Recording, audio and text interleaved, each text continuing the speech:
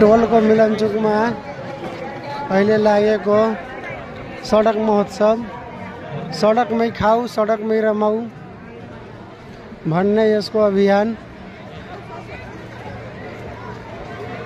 Hotel व्यवसायीहरूले यो मेला लगाउने गर्छन्। आफ्ना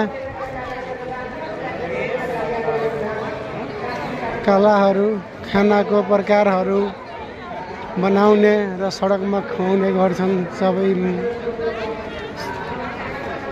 यात्रु दर्शकहरूलाई। हेर्नु कतिको भिड रहेछन्।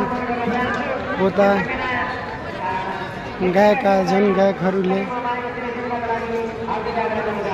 आफ्नो कलाकारी गर्दैछन्।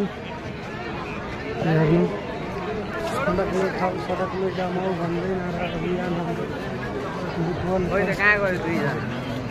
त्यसै पछाडि होला आउँदै होला।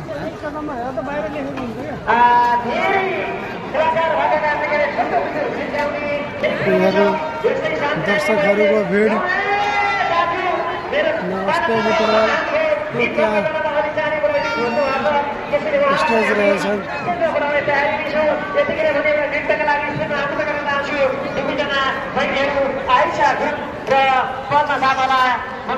ठ्याक्कै यो लोकेसन रहेछ बस पार्कको पछाडि, बुटवल बस पार्कको पछाडि रहेको यो लोकेसन कालिका पथमा।